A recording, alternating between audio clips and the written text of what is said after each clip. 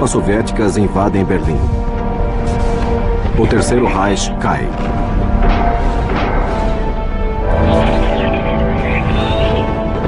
O Führer está na superfície. Se refugiou em um abrigo subterrâneo para evitar cair em mãos inimigas.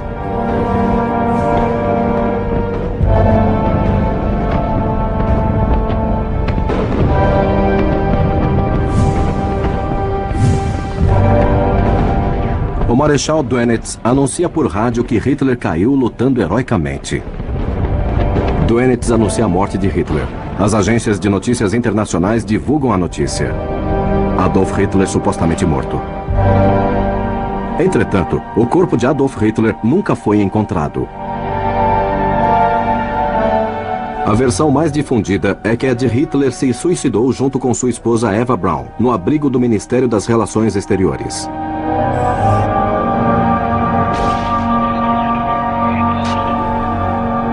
Mas podemos provar conclusivamente que Hitler cometeu suicídio em Berlim? «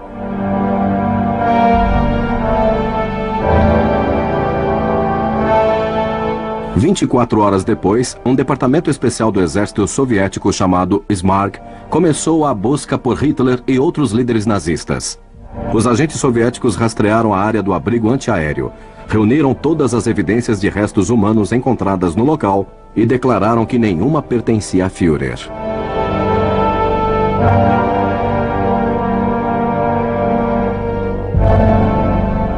Algumas horas mais tarde, Joseph Stalin denunciou ao mundo que Hitler havia fugido.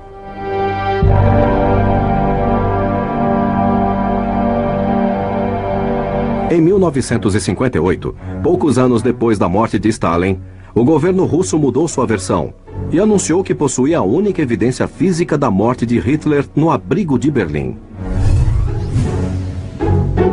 Um fragmento de crânio com um buraco de bala supostamente descoberto entre os restos humanos perto do abrigo de Berlim foi exposto no Museu da Guerra de Moscou por mais de 50 anos. Acabando com as especulações sobre uma suposta fuga de Hitler. Mas em 2009, um grupo de pesquisadores da Universidade de Connecticut teve acesso ao crânio exibido em Moscou e realizou testes de DNA, comprovando que a única prova da morte do Führer era falsa.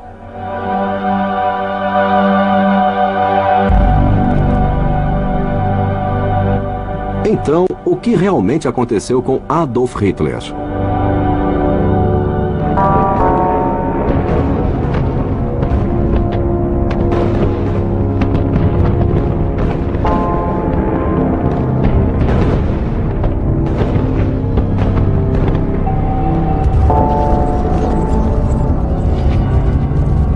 Desde 1945, surgiram várias teorias sobre uma possível fuga de Adolf Hitler para a Argentina em um submarino.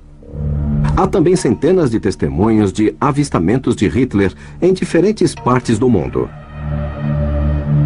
A maioria ocorreu na Argentina, um lugar onde muitos nazistas buscaram refúgio. Os serviços de inteligência americanos como o FBI e a CIA relatam a presença de Hitler na Argentina e desenvolveram um semblante, simulando a aparência do Führer nos anos seguintes. Como o homem mais procurado do mundo escapou da Alemanha e se refugiou na Patagônia Argentina.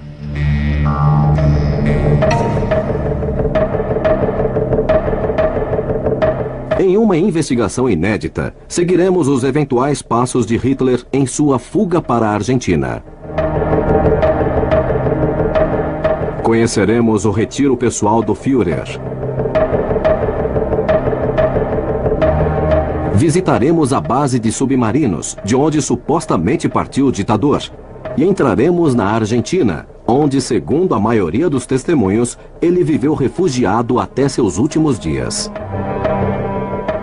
Analisando as rotas de fuga e a opinião de especialistas, entraremos na teia complexa de um dos mistérios do século XX, cujos resultados poderiam mudar a história.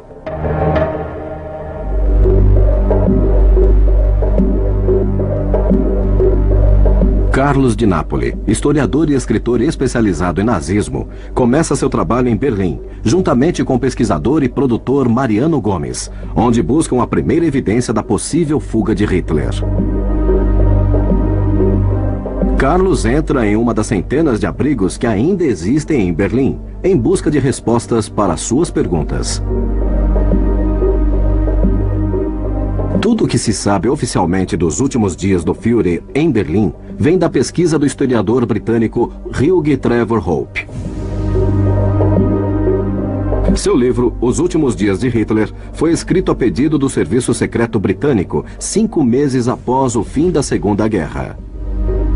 Em uma semana, ele fez um relatório com base em uma testemunha ocular. E esse relatório se equivocava em datas e locais, com até meses de diferença sobre os fatos. Até os erros de ortografia do relatório dele foram ignorados. Ele apresentou o texto com base no que escutara. Os aliados anglo-americanos não tinham nenhuma testemunha do relato, que era produzido pelos russos, pois Berlim estava cheia de russos.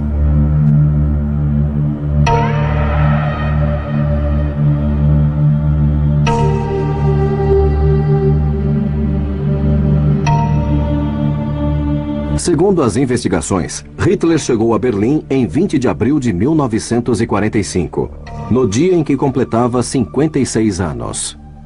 Sua missão era comandar pessoalmente a defesa do Reich.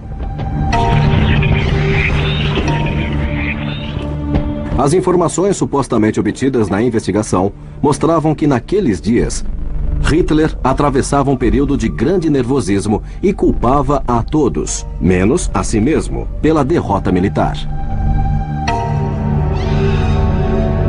As testemunhas citadas por Trevor Hopper disseram que Hitler passou seus últimos dias acompanhado pela amante, Eva Braun, e pelo ministro da propaganda, Joseph Goebbels. Na noite de 29 de abril, ele se casou com Eva na pequena sala de conferências do abrigo antiaéreo. Após a cerimônia, os noivos se retiraram para seu quarto para um jantar de casamento. Às 2h30 de 30 de abril, Hitler convocou uma dúzia de colaboradores dos abrigos próximos e se despediu, para nunca mais ser visto. O relatório conclui que, após o suicídio, alguns funcionários levaram o corpo do Führer ao jardim do Ministério das Relações Exteriores e o queimaram. A uma testemunha eu interrogo, faço perguntas, olho nos olhos. Ele não fez nada disso.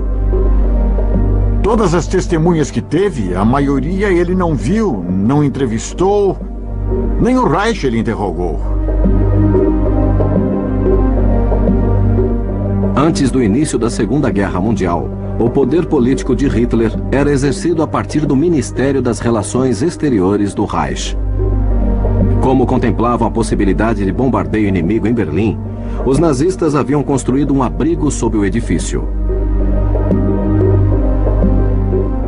Nos jardins do Ministério das Relações Exteriores, não entrava ninguém que não fosse por convite direto de Hitler ou por sua própria mão. Ninguém podia ver o luxo e a ostentação em que viviam, enquanto de fora tinha-se a imagem de que o Führer estava trabalhando. Nesta área ficava o edifício do Ministério dos Negócios Estrangeiros, onde Hitler passou seus últimos dias, segundo algumas teorias.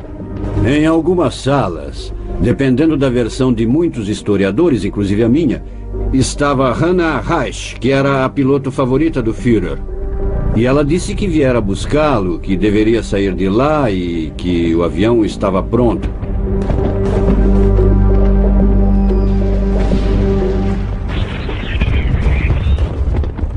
Em 26 de abril de 1945, a piloto nazista Hannah Reich desembarcou em Berlim sob o fogo de artilharia soviética e visitou Hitler no abrigo antiaéreo. Hannah Reich supostamente entrou no abrigo e se encontrou com Hitler, dizendo que tinha instruções para levá-lo para o norte, junto com sua esposa Eva Braun.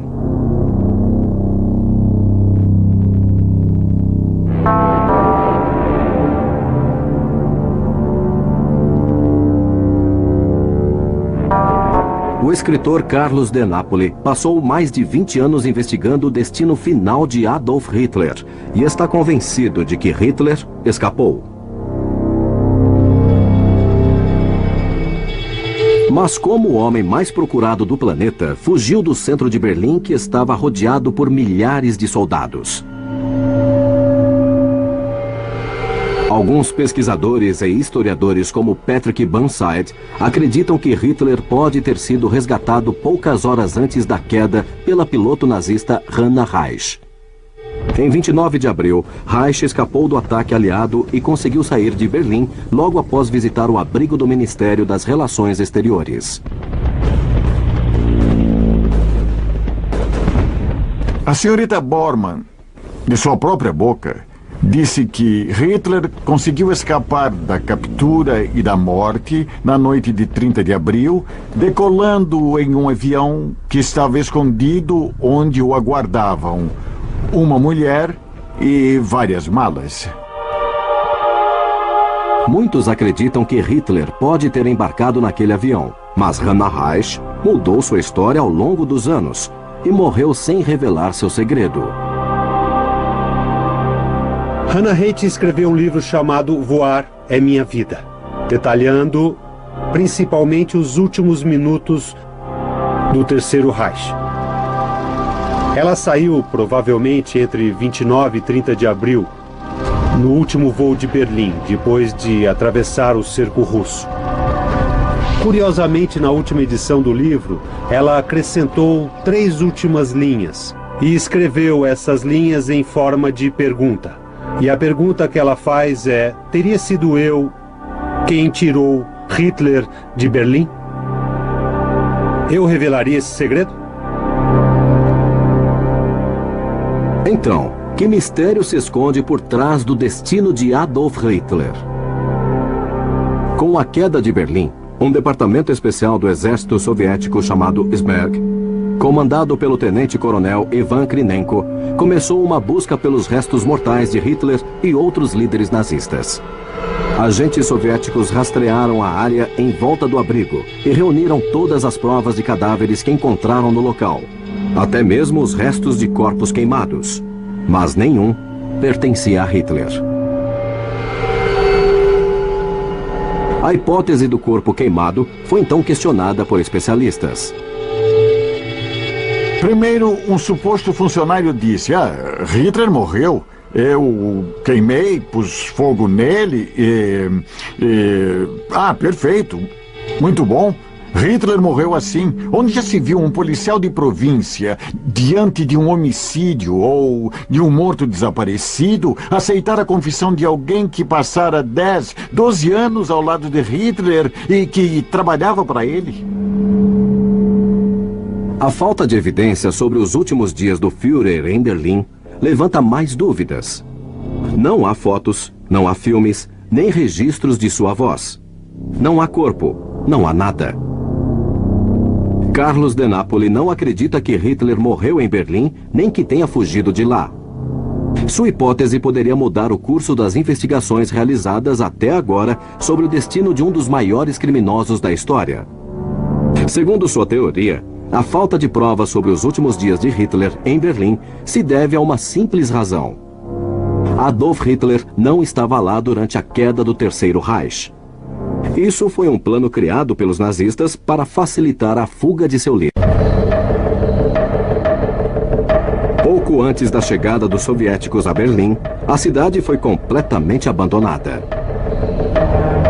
O núcleo do poder estava na cidade de Berchtesgaden, na fronteira com a Áustria, fora do alcance do fogo inimigo.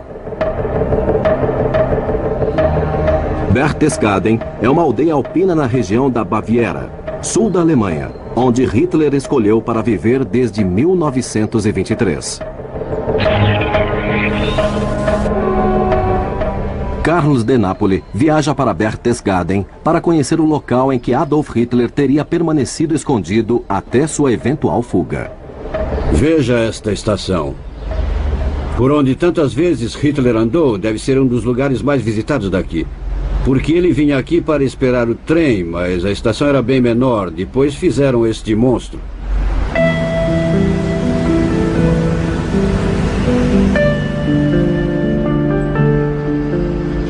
Hitler realmente chegou a Berchtesgaden por acaso. Na primeira visita, no início de 1923, como o próprio Hitler disse depois, ele se apaixonou pela paisagem imediatamente. Em 1928, ele teve a oportunidade de alugar uma pequena casa para as férias, a residência Wachenfeld. Primeiro ele a alugou, mas em 1932 ele teve a oportunidade de comprá-la. No verão de 1933, Hitler finalmente adquiriu a residência Wachenfeld. Ele comprou a casa e, paralelamente, também se tornou o chanceler interino do Reich.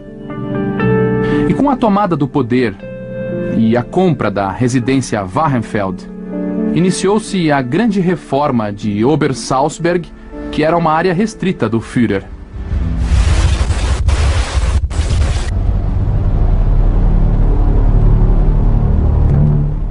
Ele nasceu aqui, perto de Linz, na Áustria. Não estamos longe de onde ele nasceu, são uns 50, 60 quilômetros da cidade de Linz. Pelos relacionamentos pessoais que tinha, ele conseguiu um meio de viver um tempo em Munique e um tempo aqui, onde ele gostava, na montanha, pintando, essas coisas. Em Berchtesgaden não estava apenas uma casa de Adolf Hitler, sendo o local de nascimento do poder político nazista. Também abrigava o comandante da Luftwaffe, Hermann Göring. Mas abaixo das colinas de Berchtesgaden havia uma cidade subterrânea composta por 6.700 metros de túneis. Assim, Berchtesgaden se tornou uma fortaleza. Ideal para manter a salvo Adolf Hitler nos últimos dias do Terceiro Reich.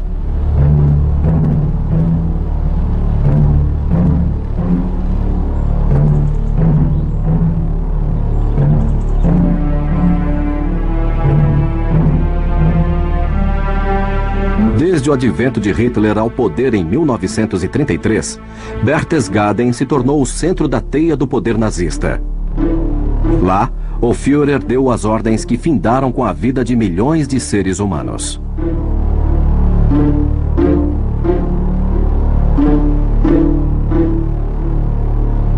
Sob as montanhas e as residências de Berchtesgaden, havia uma verdadeira cidade escondida.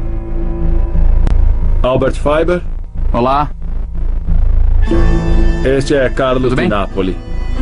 Neste local encontram-se os escritórios administrativos de Obersalzberg, que mais tarde se tornaram os escritórios do partido onde ficava Martin Bormann.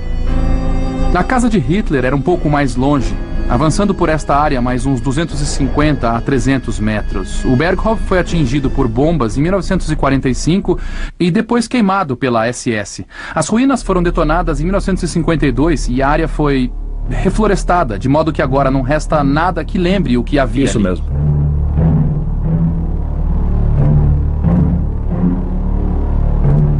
Quando os aliados souberam que Berchtesgaden era um local de descanso do ditador, para onde ele se dirigia quando não estava fazendo propaganda, a região tornou-se um importante alvo militar. Mas ainda não sabiam que as casas que viam eram apenas uma camuflagem para o que havia de verdadeiramente importante, que ficava no subterrâneo, dentro da montanha.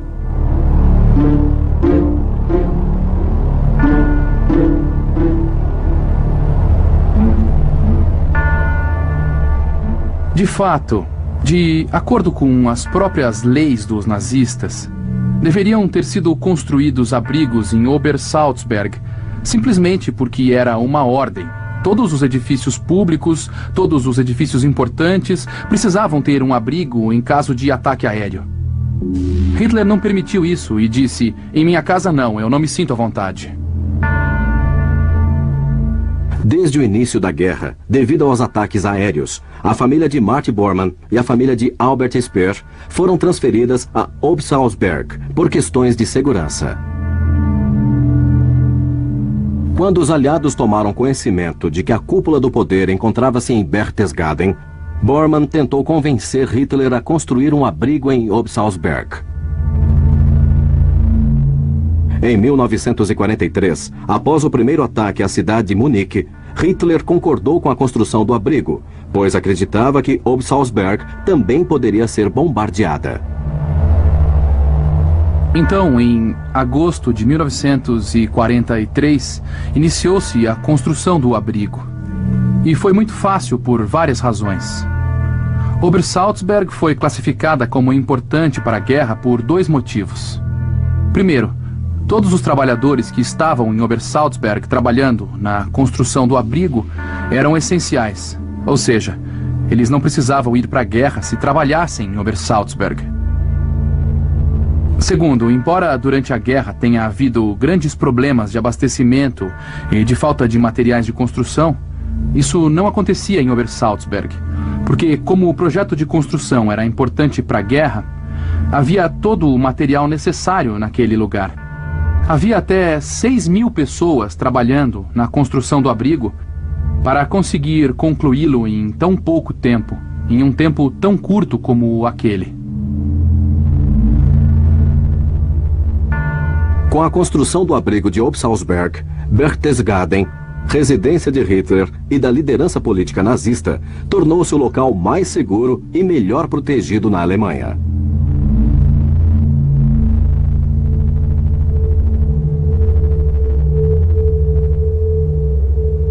Em cada complexo de edifícios de Obersalzberg, há uma entrada para o abrigo subterrâneo. O abrigo tinha um diâmetro de aproximadamente 22.000 metros quadrados e 6 quilômetros de comprimento. O abrigo de Obersalzberg tinha dupla função. Era um abrigo de proteção contra ataques aéreos. E se os edifícios na superfície fossem destruídos, os habitantes da cidade ainda poderiam viver de modo relativamente confortável por várias semanas ou meses. Como vocês podem ver, o gerador de energia do abrigo ficava bem aqui. Esses abrigos foram construídos de modo que tinham uma fonte de energia independente do fornecimento público. Bormann e os nazistas estavam com medo dos ataques aéreos a Obersalzberg, mas também temiam sofrer ataques com gás venenoso. Por isso, estava prevista a construção de uma área especial na entrada. Então, se houvesse ataques com gás, as pessoas poderiam tirar as suas roupas, tomar banho e descontaminar-se. E então trocar de roupa e depois vir para esta área do abrigo aqui.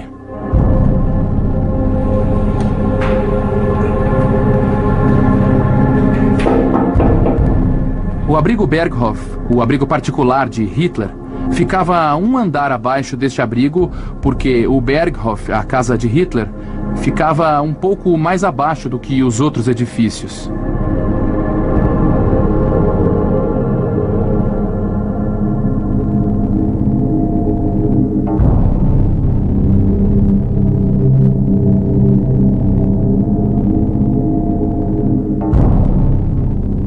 Apesar de ser o local mais bem protegido da Alemanha, a vida de Hitler ainda estava em perigo em Berchtesgaden. É verdade que alguém tentou matar Hitler aqui, que houve um atentado? É isso mesmo. A segurança era um problema enorme. Sempre havia tentativas de homicídio. Pelo que eu sei, houve muitos atentados. Simplesmente porque as pessoas vieram em massa para cá nos anos 30. Também há o relato de uma tentativa suíça de assassinar Hitler em Obersalzberg, que ficou conhecida como Operação Foxley. Sim. E foi encomendada pelo Serviço Secreto Britânico. Das profundezas dos abrigos de Berchtesgaden, Adolf Hitler e Eva Braun teriam fugido para seu destino final, uma estância nas distantes terras da Patagônia Argentina, onde, de acordo com muitos testemunhos, eles viveram refugiados até seus últimos dias. A falta de provas sobre a morte de Hitler em Berlim gerou novas teorias sobre os últimos dias de Hitler. A investigação feita por Carlos de Napoli indica que Hitler passou o fim da guerra em Berchtesgaden. A localização estratégica, os sistemas de segurança complexos e de conhecidos e a predileção de Hitler pelo lugar podem esclarecer o destino de um dos maiores criminosos da história.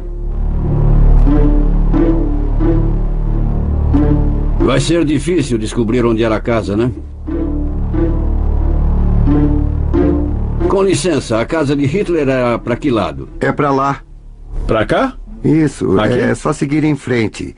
Se seguirem o Entendi. caminho, vão... Bom, eu acho que é mais Por aí fácil ou ir por por aqui? ali. Bom, na minha opinião, vocês deviam ir por ali. Está bem, vamos por Ali, aqui. ó. O Berghoff, quando ele o remodelou, ele construiu de frente para o norte. Ele fez uma casa que não era virada para o sol. Uma casa muito fria mesmo.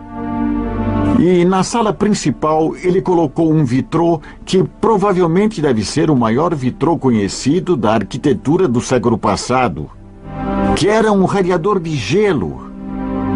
Mas era muito bonito. Esta era a casa de Hitler. Até os últimos dias, este foi o lugar em que ele morou, foi seu quarto, sua casa, sua residência. Ele viveu com sua amante, que normalmente não apresentava nas reuniões, mas só em uma ou outra ocasião, e nunca quando havia alguém importante. Quando a casa era visitada por alguém importante, Eva Braun era proibida de aparecer. E esta área aqui é a esplanada, que dava para as montanhas, onde ele parava para pensar ou ficava com os amigos.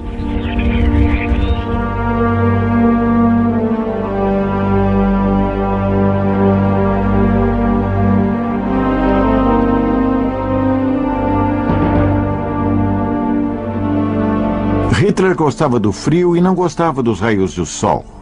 O único problema que teve, e que ficou bem evidente até seus últimos dias conhecidos, foi uma doença de tireoide. Hoje sabemos que quem sofre disso precisa de cuidados especiais. Ele sentia um calor terrível e tinha necessidade fisiológica de comer doces. Era isso que Hitler fazia?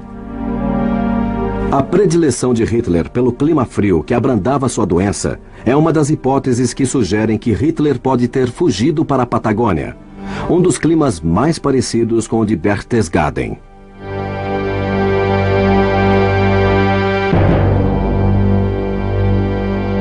Após o desaparecimento de Hitler, começou-se a debater o destino de Obersalzberg. Obersalzberg estava hermeticamente fechado durante a guerra. Com o fim da guerra, o local foi aberto e as reservas do abrigo foram retiradas, assim como alimentos e outros objetos saqueados.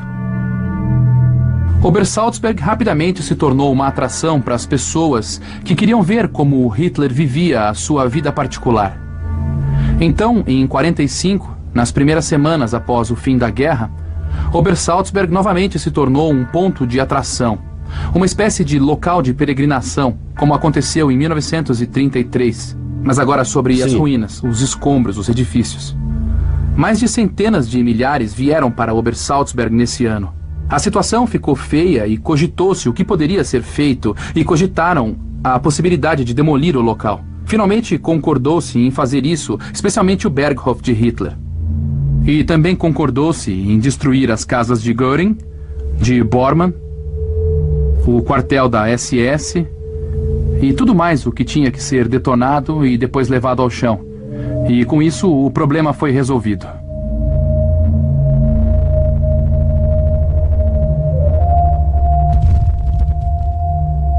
Aqui ainda há ruínas, restos de paredes. Aqui nós encontramos algo. Disseram que recorreram à demolição por causa do número de pessoas que vinham para cá.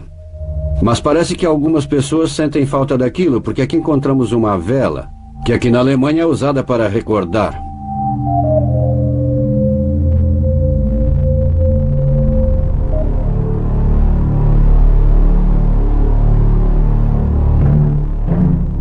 Em 1955, a justiça alemã declarou o desaparecimento de Hitler. A suposta morte de Hitler no abrigo em Berlim, relatada por Trevor Hopper, foi refutada por vários historiadores. A teoria de Carlos de Napoli afirma que Hitler passou os últimos dias da guerra em Berchtesgaden. Cresce graças às questões centrais levantadas: a localização estratégica do lugar e os sistemas de segurança que transformaram a região em uma fortaleza invencível.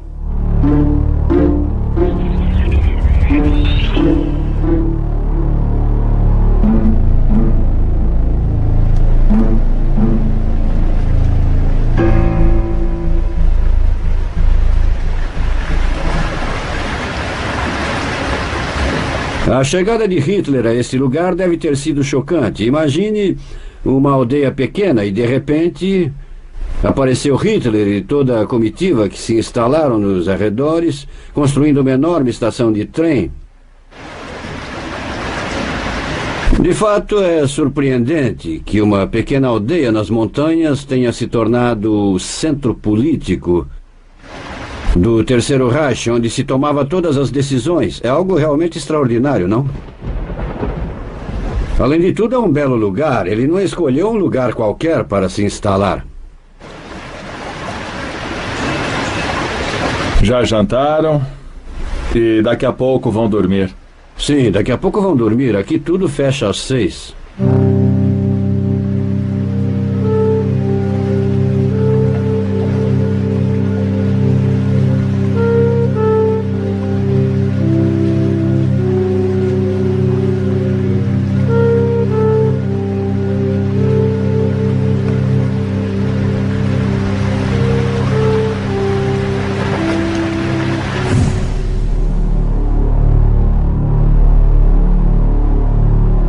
Após a vitória soviética na Batalha de Stalingrado, em 1943, nenhuma potência ocidental sabia exatamente onde o Exército Vermelho interromperia o avanço.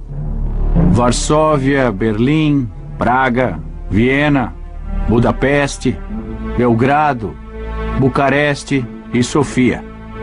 Essas famosas cidades. O primeiro-ministro britânico Winston Churchill, como representante da elite capitalista, ordenou o início das estratégias para deter o avanço comunista na Europa.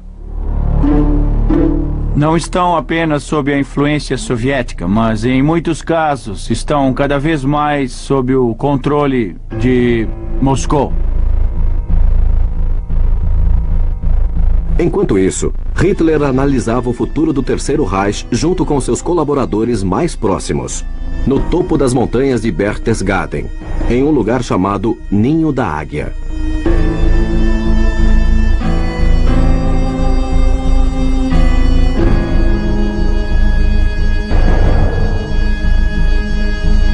Foi algo que ocorreu a Bormann e que Hitler aprovou. Fica a cerca de 800 metros da casa onde Hitler morava, ou seja, o Berghof, e foi feito com uma intenção, podemos dizer, perversa, a de impressionar bastante aqueles que visitavam o local. Carlos de Napoli afirma que se Adolf Hitler não estava em Berlim durante a queda do Terceiro Reich, ele poderia ter se escondido no local onde foi planejada sua possível fuga, o Ninho da Águia. A casa fica lá em cima, se entra pelo túnel. Não sei se ainda fazem assim.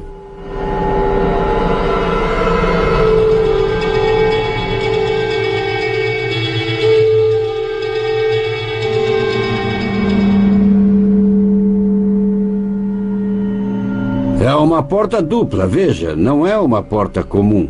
Olha o tamanho dela, é a prova de qualquer coisa que se possa pensar.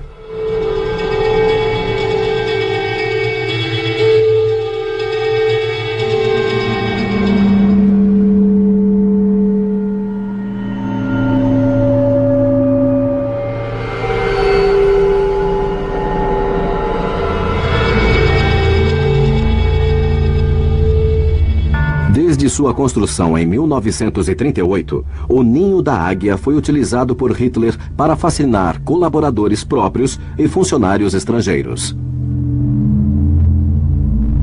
Tudo está coberto para que não... Isso é loucura, é impressionante. Imagine o cara trazendo um diplomata aqui, o carro para ali, ele vem para cá, chega um elevador de bronze...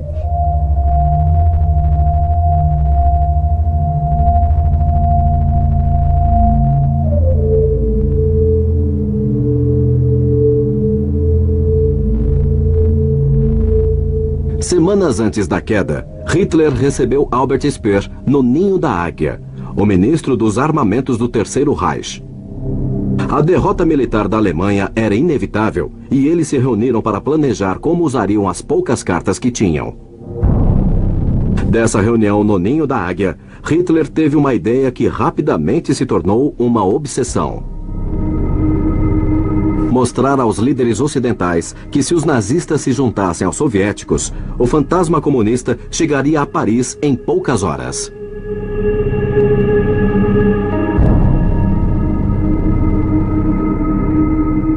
O que aconteceu foi o seguinte. Já houvera a Batalha de Stalingrado em 1943, com a rendição das forças alemãs. E a partir daí ficou claro que a Alemanha estava totalmente derrotada. Então, nessa reunião, em que estavam Speer e Hitler, eles iriam moldar o futuro da Alemanha. Após a fracassada invasão da União Soviética, já não havia mais petróleo. O petróleo do Cáucaso, que era o que impulsionava a invasão soviética, não estava mais disponível. Portanto, a economia alemã e o sistema militar iriam desabar a qualquer momento. Speer tenta convencer Hitler, que a princípio se recusava, da necessidade de chegar a um acordo com os aliados, sob a ideia de que, se não houvesse acordo, a União Soviética iria ocupar toda a Europa. As operações secretas entre os nazistas e os aliados ocidentais, propondo uma rendição para que os russos não avançassem sobre a Europa, foram seladas sob o codinome Operação Sunrise.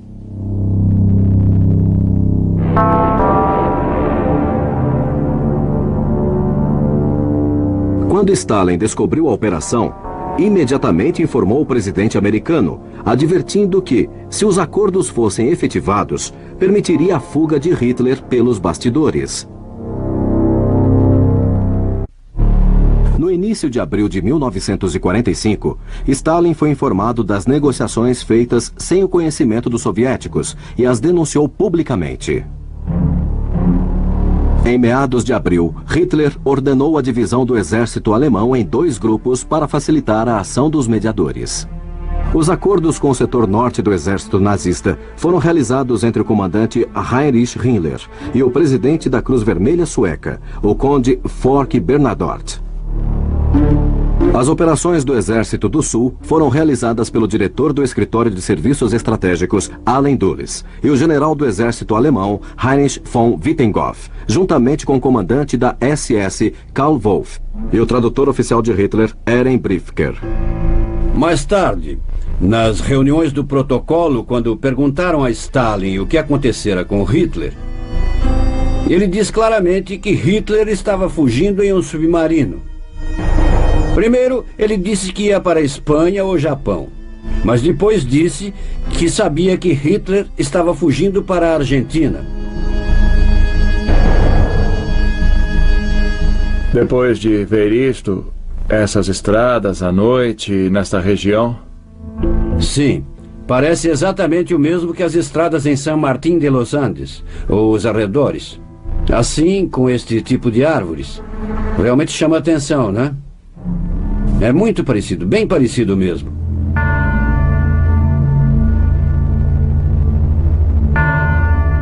Era daqui que ordenava as maiores batalhas, a guerra mais sangrenta, a mais mortal da história da humanidade. E não é uma história.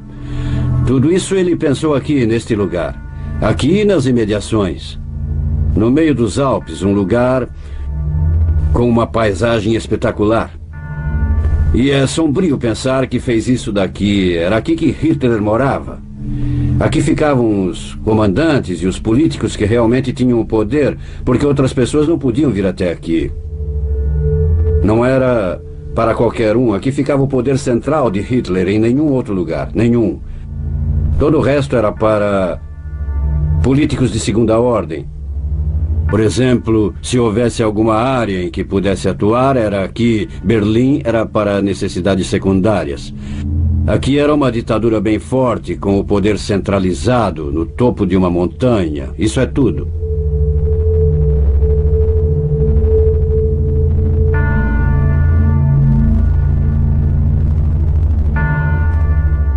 Em 25 de abril de 1945, 10 dias antes do fim da guerra e 5 dias antes do suposto suicídio de Hitler, aviões britânicos bombardearam Berchtesgaden. No interior dos abrigos, não houve vítimas. As pessoas que construíram o abrigo se refugiaram nele, enquanto as construções como Berghof e outras casas eram destruídas. E poucas pessoas morreram porque elas estavam a salvo no abrigo. Naqueles dias, o destino de Adolf Hitler era um mistério. Não há nenhuma evidência física que comprovasse sua estadia em determinado lugar. Não havia fotos, não havia corpo, não havia nada.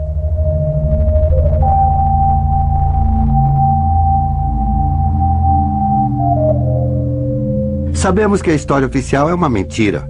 O relato de Trevor Roper é uma história inventada pela inteligência britânica para se livrar das acusações de Stalin de que haviam feito Hitler fugir. Sabemos que o corpo de Hitler nunca foi encontrado. O cadáver, nem o dele nem o da sua companheira, na verdade foram dados como desaparecidos 10 anos depois, sem encontrarem os corpos. Nem saber o que tinha acontecido com eles. Então, nós não sabemos todo o resto.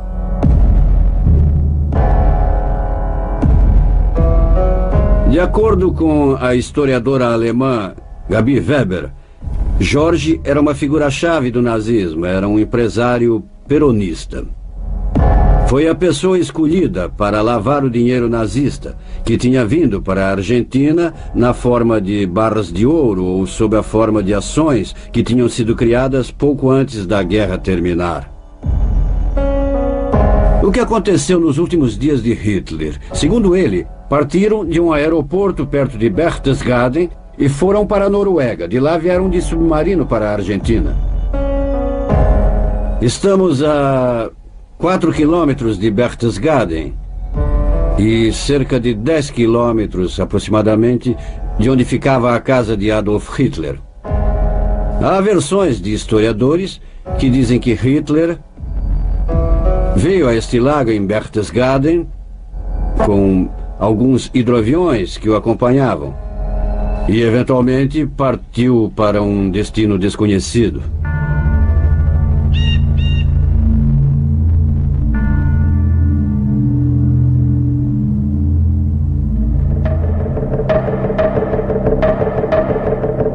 Carlos de Napoli viaja a Munique, onde se encontra uma réplica do hidroavião em que Adolf Hitler pode ter escapado de Berchtesgaden, por causa das negociações secretas entre os nazistas e os aliados ocidentais.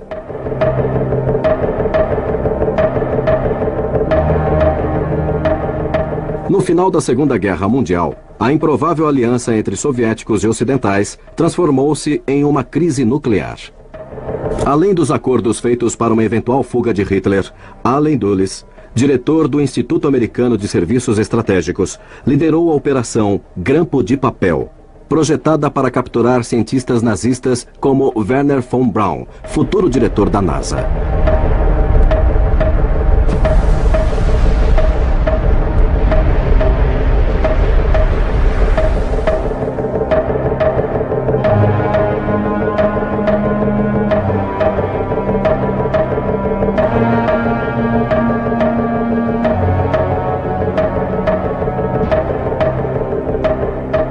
Um acordo com os aliados seria vantajoso para ambos. Hitler ia fornecer o local onde se encontravam os principais construtores de armas para os Estados Unidos e a Grã-Bretanha, e ia lhes fornecer uma lista.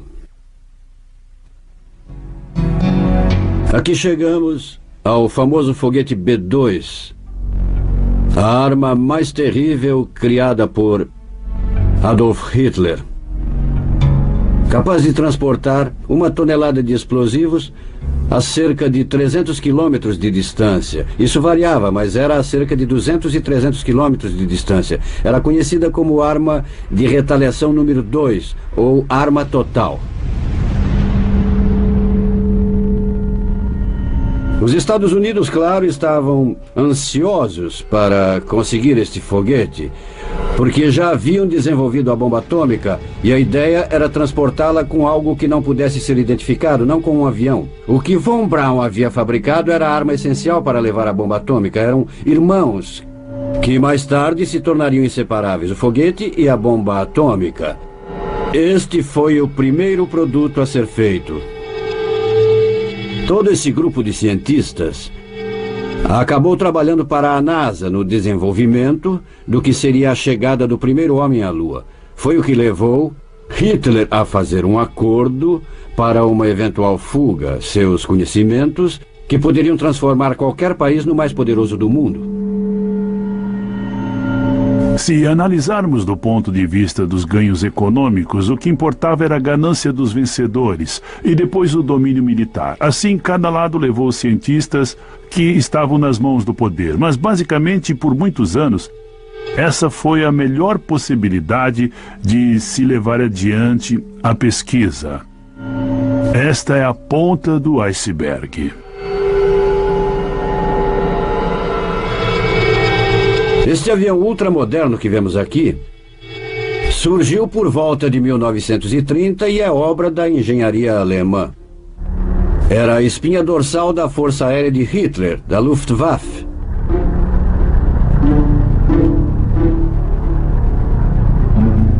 O avião que temos aqui é um Fissler Storch.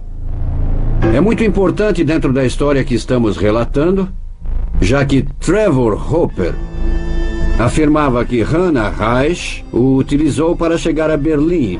No último momento, ela foi ao abrigo pedir que Hitler escapasse nesse avião. Ela poderia salvá-lo nesse avião porque ele decola em 60 a 70 metros. Além da robustez que se observa no sistema de aterrissagem, o trem de pouso permitia lidar com qualquer eventualidade.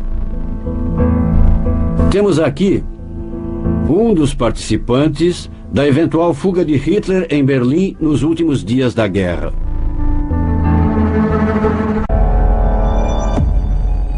Carlos de Napoli vai a Labou, tentando reconstruir os passos de Adolf Hitler em uma suposta fuga para a Argentina.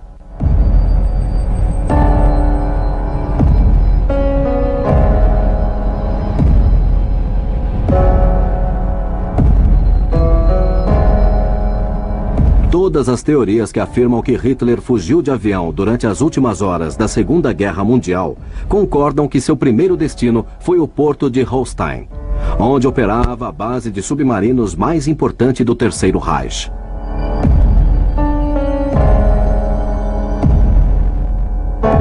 No norte da Alemanha, a cerca de 100 quilômetros de Hamburgo, encontra-se o porto de Labou. Ali funciona o único museu no mundo que possui um submarino alemão modelo 7C, gêmeo do U-977, em que Hitler supostamente teria deixado a Europa. Bom,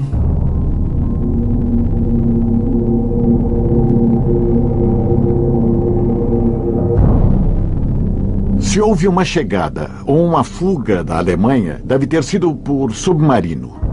Não há outras opções, porque por avião era impossível. Naquela época e naquele dia era impossível, impensável. Estamos diante do U-995, o último submarino tipo 7C do mundo. Cerca de 700 submarinos 7C foram construídos durante a Segunda Guerra Mundial. Mas na segunda fase da guerra, esses submarinos eram considerados velhos e obsoletos por causa das novas armas táticas antissubmarinas usadas pelos aliados. A eficácia dos submarinos alemães não se devia tanto à superioridade tecnológica, mas à tática usada pelas equipes alemãs submarinas na Segunda Guerra Mundial, que era conhecida como tática da matilha de lobos, ou tática Rudel, em que não operavam individualmente, mas em grupos. Então, toda a informação coletada pelos submarinos no mar e pelos aviões de reconhecimento eram reunidas em quartéis generais, e de lá o almirante Dönitz ordenava que os submarinos atacassem os esquadrões. Para provar a veracidade de sua teoria, Carlos de Napoli embarca em um submarino igual ao que Hitler supostamente usou para fugir e conhece as condições de vida nos submarinos. Tudo que é necessário para operar o submarino deve caber nesse tubo estreito. Então, o espaço é bastante limitado para a tripulação. Esta é a sala dos suboficiais. Este era o espaço que cada membro da tripulação tinha para manter seus pertences pessoais. Então, eles não tinham mochilas grandes nem nada disso. Talvez tivessem uma muda de camisa, um livro e algumas fotos. Só isso. Então, não era muito confortável. Além disso, havia o cheiro e o barulho dos motores a diesel. E certamente o cheiro da tripulação, já que havia apenas um banheiro para 50 homens. E não havia duchas e, às vezes, nem sabonete, essas coisas. Então, bom, deixo o resto à sua imaginação. Não se via a luz solar por semanas. Estavam constantemente sob ameaça. Podiam morrer a qualquer instante. Então, era muito estressante para eles, física e psicologicamente. Aqui vemos a sala de máquinas, que não eram muito rápidas comparadas aos submarinos modernos e corresponde à velocidade de uma pessoa andando devagar. Muitos submarinos foram entregues aos aliados no final da guerra ou foram afundados por sua tripulação, mas alguns poucos submarinos tentaram fugir para um país neutro. Durante os acordos secretos entre os aliados ocidentais e os nazistas, uma quantidade extraordinária de submarinos nazistas havia sido mobilizada. Poucos dias antes do fim da guerra, mais de 40 navios de todos os tipos partiram para diversos pontos do planeta. Os espiões de Stalin advertiram que um grupo de líderes nazistas fugira em um desses submarinos, e entre eles podia estar Hitler.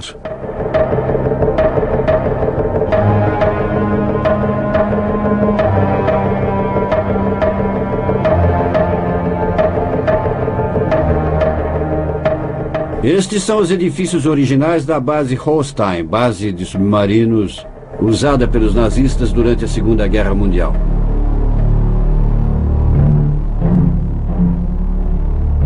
No final de abril de 1945, o submarino U-977 partiu, cujo capitão era Heinz Schäfer. Naquela viagem, vários autores concordam que desta base, muitos nazistas embarcaram em direção à Argentina. E alguns deles mencionam Hitler. O tenente Schäfer era um oficial muito jovem e mais tarde ele admitiu que foi a propaganda nazista que mostrava que a Alemanha seria destruída pelos aliados e seria reduzida a um mero estado agrícola, ou estados. E foi por isso que ele decidiu tentar a sorte e navegar para a Argentina. Martin Bormann, Em 21 de abril, enviou um radiograma a seu assistente, autorizando a transferência a ultramar sul para viajar por mar ao sul. Havia rumores de que o U-977 levava Hitler e Eva Braun, sua amante, e várias outras histórias, mas isso era apenas propaganda nazista ou alguns rumores, suspeitas, nada mais.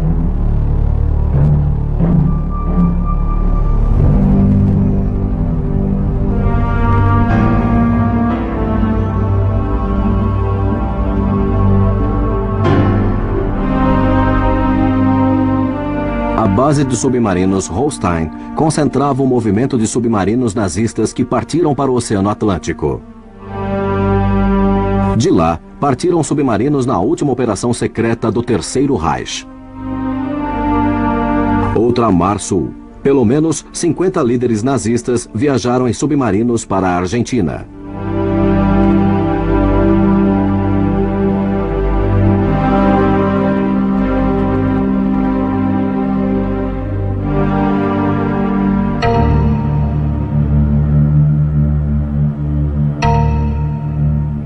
Dos cerca de 40 submarinos que partiram do território ocupado pelos nazistas no fim da guerra, 30 se entregaram semanas depois em diversos portos do mundo. Dos 10 restantes, 2 se renderam no litoral português, em meados de 1945. Mas o destino dos 8 submarinos restantes ainda era desconhecido. Na manhã de 4 de julho de 1945, perto da linha do Equador, o cruzador brasileiro Bahia explodiu no oceano e afundou em poucos minutos. Os motivos da explosão não são conhecidos, mas desde então surgiram rumores de submarinos nazistas na região.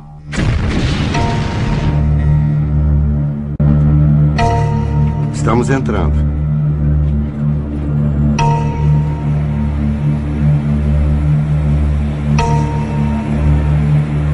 Entre julho e agosto de 1945, 2 submarinos alemães se renderam na base naval de Mar del Plata. Em 10 de julho de 1945, o U-530 e em 17 de agosto de 1945, o U-977. Esses são os 2 únicos submarinos que se renderam à base naval de Mar del Plata. Carlos de Nápoles viaja para a cidade de Mar del Plata para conhecer os detalhes das rendições dos submarinos nazistas e desvendar o mistério sobre a possível presença do Führer.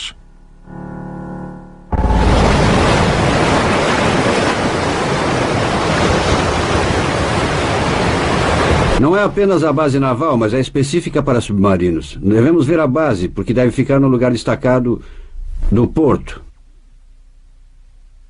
É bem ali, está vendo? Está vendo aquela cruz? É na entrada do porto. É para onde estamos indo.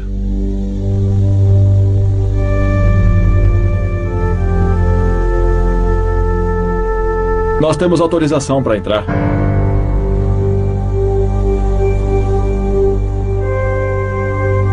Museu do Comando da Força de Submarinos. Aqui diz Mar del Plata, 19 de agosto de 1945. O comandante do submarino alemão U-977, o tenente de fragata Hans Schäfer, entrega incondicionalmente o navio e a tripulação que estava sob o seu comando. O submarino foi capturado nos arredores de Mar del Plata às 10 horas de 17 de agosto de 1945 pelo rastreador FI, que veio ao porto sob o comando do tenente de fragata argentino Rodolfo Sáenz Valiente. O submarino nazista se entregou. Partiu de um porto na Noruega. Isso é muito importante, hein? Que dos 10 torpedos existentes, 5 que estão nos submarinos foram recolocados. Isso é muito importante. Por quê? Pode explicar? É importante porque, em primeiro lugar, vieram com 10 torpedos, certo? E quando visitamos o submarino, disseram que carregava 14 ou 12 torpedos. Significa que faltam 2 torpedos. Aqueles que jogaram no Bahia. Não pudemos investigar este tema mas descobrimos que eles tiveram vários incidentes quando vieram aqui. Tinham sido perseguidos por contra-torpedeiros primeiro do Brasil, o Babitonga e o Bocaina. Tinham encontrado o cruzador Bahia, que afundou.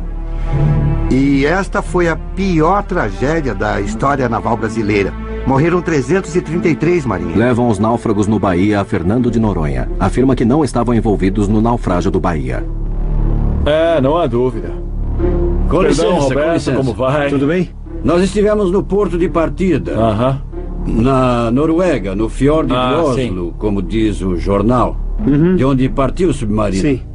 Bom, o navio se identificou. Um deles saiu e se identificou com sinais de luzes. Exato. A guarda costeira levou um susto e, teoricamente, foi ao encontro dele, certo? E isso mesmo. Ele ficou no porto, como dizem os recortes de jornal que você viu, e deve ter visto o porto no fundo, na foto que liberaram à imprensa. Exatamente.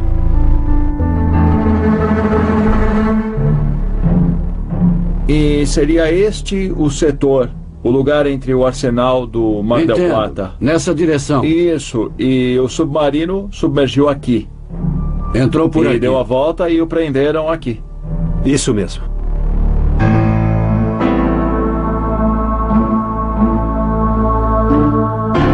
Após o fim da guerra na Europa, veio um adido naval americano e um representante da Marinha Britânica e pediram à Argentina para entregar o equipamento militar recuperado. A Argentina cumpriu sua parte como país aliado e entregou tudo. Entregou os submarinos e os marinheiros como prisioneiros de guerra. Posteriormente a essa entrega, começam as discussões e especulações sobre o que realmente aconteceu a esses submarinos, já que em um deles faltava parte da tripulação. Os Estados Unidos publicaram um livro chamado Livro Azul, onde acusavam formalmente a Argentina e especificamente o governo de Perón de haver traído os aliados, recebendo os nazistas, falando inclusive de Hitler. Mas Perón responde com o livro azul e branco que não, que a entrega dos submarinos tinha sido normal durante a guerra, que a afirmação de Stalin de que Hitler estaria na Argentina tinha conotação política. Aqui nada foi feito de uma forma clara e concisa com documentos sobre a mesa. Todos os documentos são secretos. Então, o que está por trás de tudo isso? A possível fuga de Hitler se fundamenta em vários acontecimentos. A história é já conhecida, com relatos misteriosos e duvidosos, falsas declarações, interrogatórios que ainda são secretos após 50 anos e há uma grande quantidade de submarinos que não se sabe qual foi o destino final que tiveram. Uma declaração importante é a da viúva do capitão Schäfer. Esta mulher reconheceu que Hitler estava num submarino, mas não no do seu marido, porque perguntaram se o 977 levava Hitler.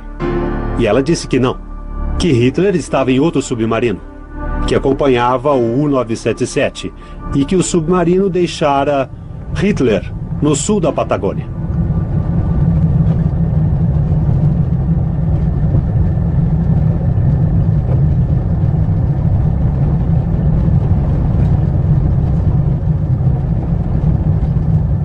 Desde o início do século XIX, os alemães tinham grande interesse na Patagônia Argentina.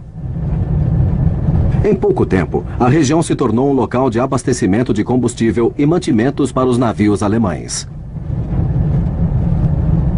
Na área delimitada entre a Caleta de Los Loros e San Antônio Oeste, na costa leste da província de Rio Negro, em um raio de 30 quilômetros, foram registradas nos meses de julho e agosto de 1945 a maioria dos avistamentos de submarinos nazistas. Podem descer.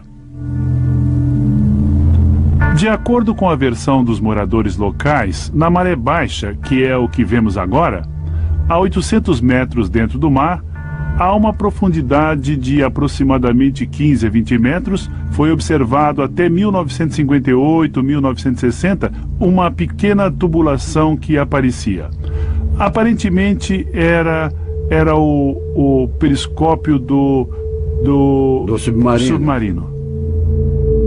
E com base nessa tecnologia, com um satélite militar da NASA, podemos ver que esta estância, que era uma enorme colônia alemã em 1945, tinha uma pista de pouso que chegava à beira das falésias de Punta Meridianes. Exatamente em frente à pista, pode-se colocar um caminhão ou automóvel e acender os faróis. Faróis altos. Pode-se iluminar a 100 quilômetros de distância e bem em frente a um ponto com formato de charuto. A 500 metros de distância, vemos a mesma imagem, como muitas testemunhas declararam durante vários anos, porque é uma zona de água muito baixa. Há um mar de areia transportada pelo vento nesta zona. E em situações excepcionais de vento de terra, isso aparece. É um lugar completamente desolado. Se hoje é assim, imagine há 60 anos.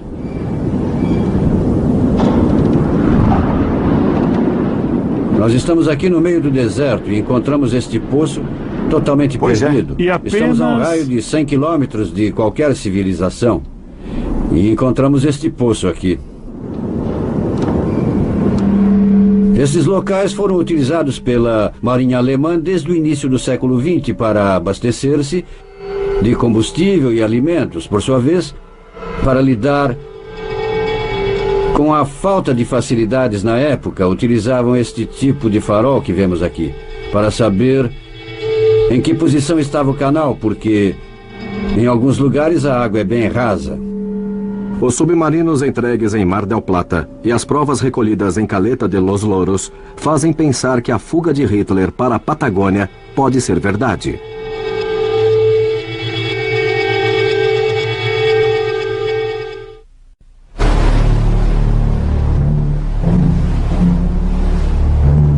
O que vemos aqui são restos do navio Ludovico, que encalhou em 1916 neste litoral. O interessante aqui é que os 8 policiais que estavam a bordo do navio eram alemães. E um deles era o que viria a se tornar chefe de inteligência de Hitler, o almirante Canaris.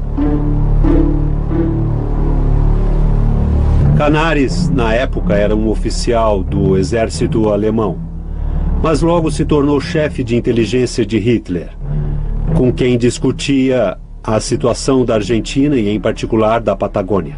Dados geográficos, a localização de recursos naturais, portos, rotas, serviços, enfim, tinham analisado muito bem toda essa área.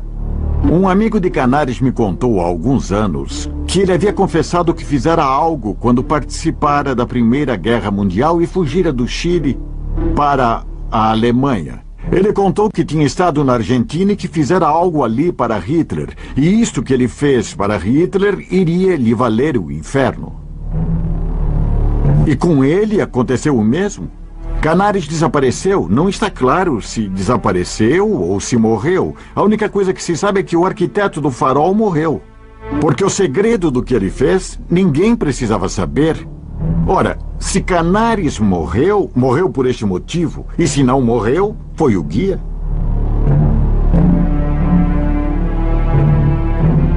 O desembarque de submarinos nazistas na Patagônia serviu para aumentar as especulações sobre o destino final de sua tripulação, entre os quais poderia estar Hitler. Onde foram parar esses submarinos? Diante de uma enorme estância alemã que após a guerra foi dividida, loteada e vendida. Para os economistas alemães, os banqueiros alemães, os investidores alemães.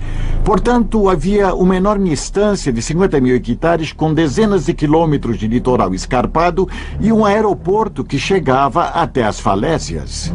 E bem em frente a essas falésias, há pessoas que viram um submarino afundado. Alguns contam que houve um desembarque. Os mesmos documentos do FBI que foram divulgados depois que lancei meu livro e que são posteriores à investigação são uma confirmação de que chegaram à estância 2 submarinos com algumas horas de diferença, onde desembarcaram mais de 50 pessoas que estavam à espera de pessoas locais que os levaram ao seu destino, próximo aos Andes, em uma fazenda perdida na Patagônia.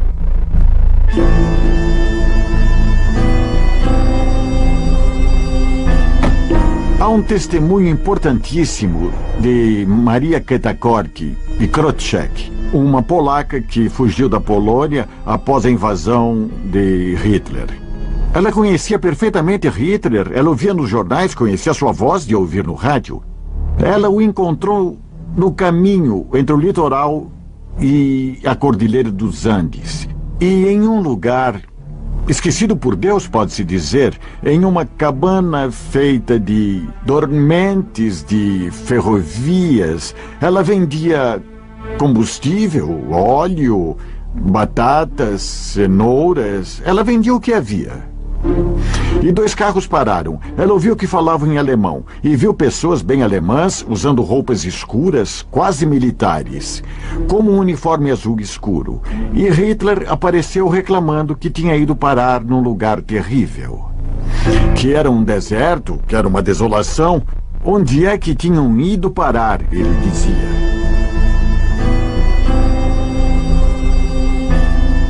Isso poderia ser uma invenção se no lugar de desembarque não houvesse 2 caminhos que levavam a Bariloche ou a San Ramon. E foi o que fez Canáriz. Naquele dia de 1945, em 22 de julho de 1945, quando as estradas estavam fechadas há uma semana para a maior nevasca da história da Patagônia. Então, o caminho planejado por Canáriz era impossível. Pegaram um caminho alternativo que tinha o dobro da distância. E lá no meio estava a polaca. Então, não podendo passar pelo caminho planejado, aquele foi o caminho lógico que escolheram. É impossível inventar um testemunho dizendo que o vira naquele lugar, naquele dia, e que coincide com o testemunho de alguns anos atrás, também conhecido pela Embaixada Alemã em Buenos Aires e em Santiago do Chile, dizendo que houve um desembarque em 21 ou 22 de julho de 2 submarinos em Caleta de los Oros.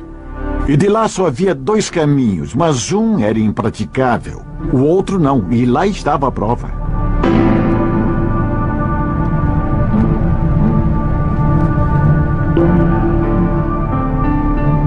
San Carlos de Bariloche, uma aldeia alpina no sopé da Cordilheira dos Andes, teria sido o destino final de Adolf Hitler.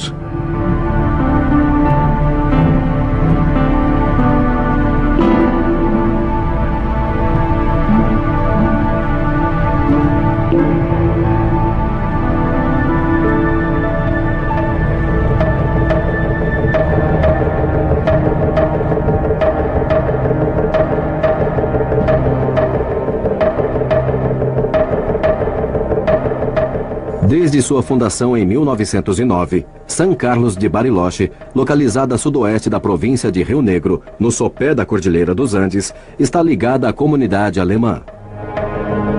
Atualmente, é considerada um dos centros de refúgio de criminosos nazistas mais importantes do mundo.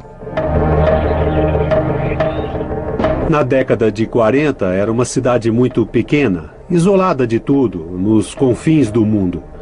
E com uma geografia muito interessante para poder se esconder, passar despercebido, com saídas para vários pontos no Oceano Pacífico. Enfim, um lugar privilegiado tanto para viver bem como para passar despercebido, que a maioria deles realmente conseguiu. Agora vamos à casa de Abel Basti, um historiador local e um dos que mais defendem a presença de Hitler aqui na Patagônia, incluindo especificamente aqui em Bariloche.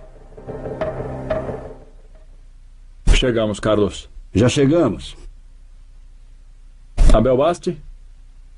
Como vai? Por favor, entrem. Fiquem à vontade. Como vai, Abel? Tudo bem? Sim, e você, como está? Minhas investigações se baseiam principalmente nos depoimentos de testemunhas diretas, isto é, pessoas que estiveram com Hitler na Argentina. o que corresponde com outros documentos e informações factuais que existem. Então, depois de combinar esses testemunhos com os documentos, vamos montando as provas. A descrição física de Hitler, de todas as testemunhas entrevistadas, coincide totalmente. Ou seja, era o mesmo rosto, sem qualquer tipo de cirurgia, mas com o detalhe de não ter o bigode típico, o que mostrava uma cicatriz que Hitler tinha sob o bigode, o que as testemunhas corroboraram. E o cabelo era muito curto, quase calvo, e de cor branca. E estas mudanças simples alteraram a fisionomia de Hitler o suficiente para poder passar despercebido durante anos.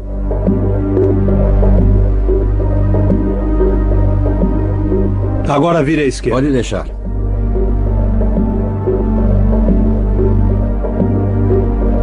Isto nos anos 50 eram todas propriedades alemãs. E havia um detalhe: nas partes mais altas da cidade ficava o refúgio Berghof. Então chamaram de Berghof, como a casa de Hitler em Obersalzberg? É o mesmo nome. O mesmo nome. Que curioso, não? É curioso, mas se levarmos em conta que este refúgio pertencia ao Clube Andino Bariloche e que o clube fora fundado por imigrantes alemães, muitos deles nazistas, se poderia dizer que era uma homenagem ao Berghof europeu. Clube Andino Bariloche, refúgio Berghof.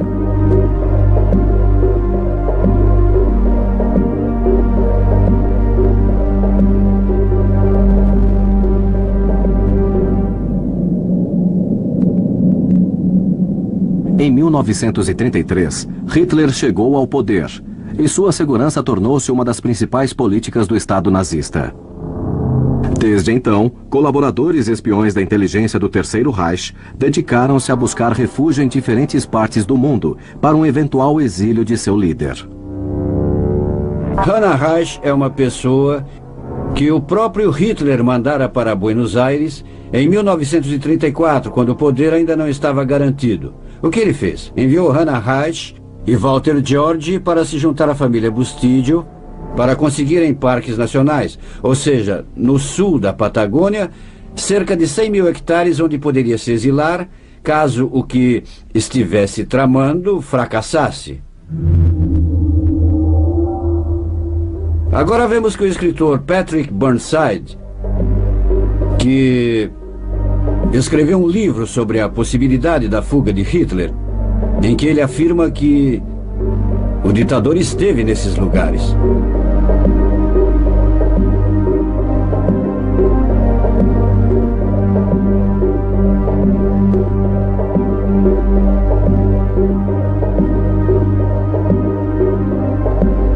A família Bormann nunca falou de seu pai. A única que falou em 1962 foi Eva Bormann.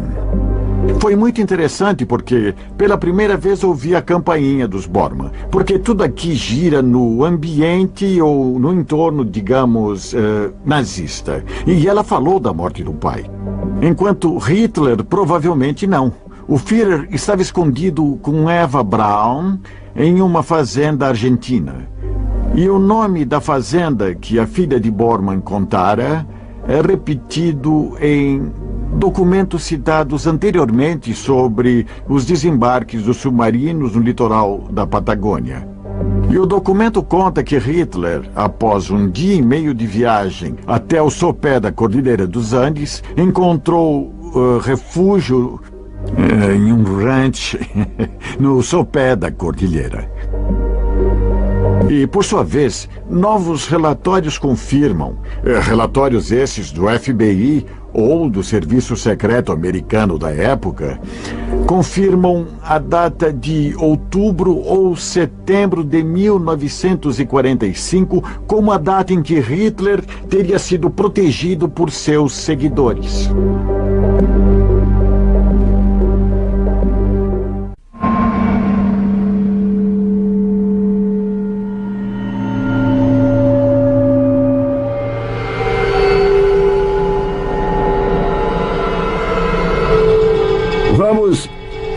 local em que Hitler supostamente ficou, segundo a versão de algumas testemunhas.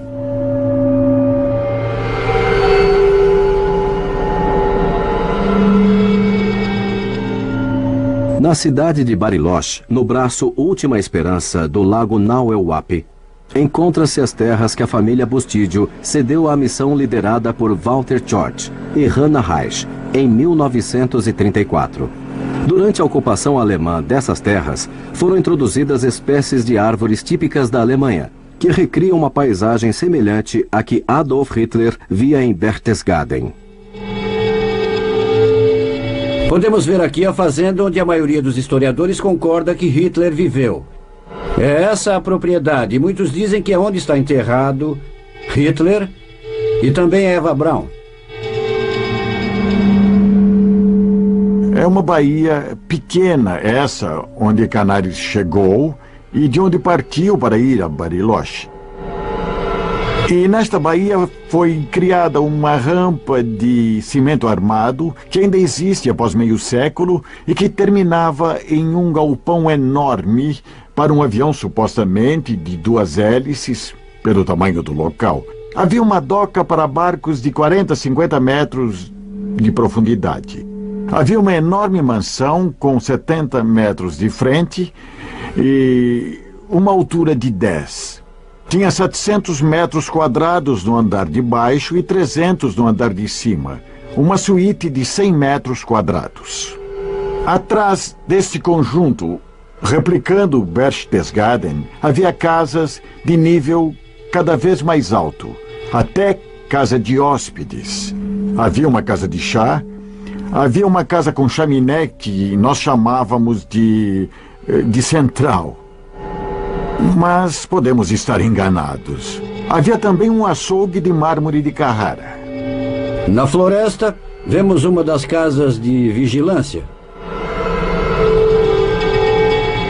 que permitiam controlar o acesso que qualquer barco tivesse à casa de Hitler. E ali podemos ver uma anomalia. Fizeram uma casa virada para o sul. Além de ser muito estranho, é um grande erro, é quase suicida. Quem escolhe virar a casa para o sul não quer aquecer o local. Além disso, no andar térreo, havia apenas salas. Em uma casa que teria uns 500, 600 metros quadrados de área total nos 2 andares, e havia um enorme andar com 2 salas, uma após a outra. Uma grande casa argentina dos dias de hoje e de antigamente tem uma infinidade de quartos. É impensável uma casa argentina com 2 quartos. E são 500 hectares com uma mansão de 2 quartos e um banheiro. Isso é um absurdo.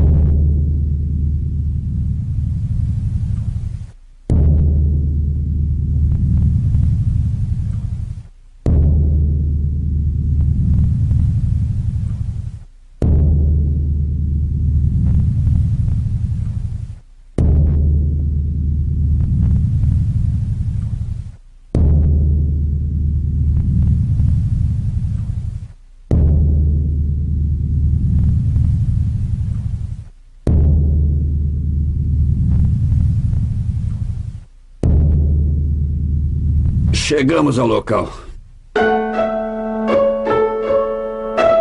Com certeza, a paisagem é parecida com a de Berchtesgaden, quer dizer, os pinheiros, as árvores, tudo. Mas também é verdade que aqui havia uma colônia alemã muito importante em Bariloche, que foi fundada por um alemão. Não podemos negar isso. Bariloche foi fundada por um alemão. Claro que existe. A sensação de estar em Obersalzberg, não acha que há algo mais?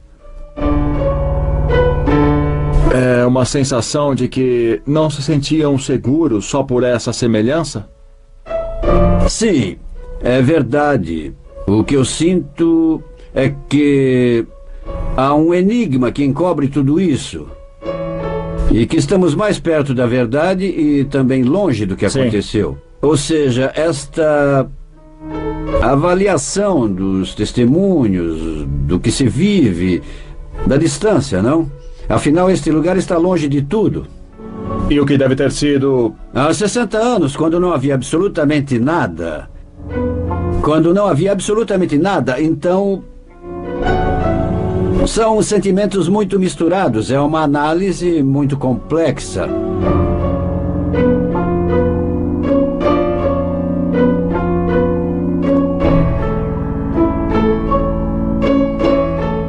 Tudo é contraditório. Essa casa gigante, com guarita. Guarita pra quê? Quem esperavam? E há tantos anos... Uma coisa dessas, nos anos 40, no meio de um lago. Quem espera? Por que estava preocupado esse indivíduo? Com o que se preocupava? Quem vinha buscá-lo?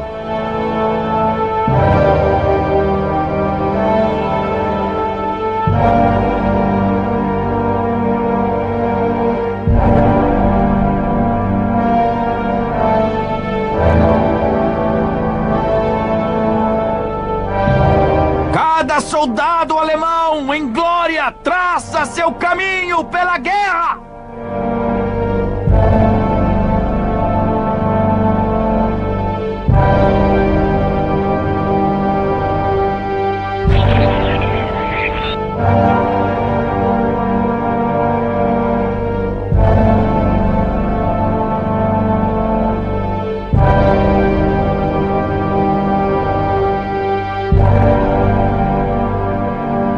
A falsidade do crânio exposto em Moscou e a falsificação da história deixaram o dilema da morte de Adolf Hitler na obscuridade.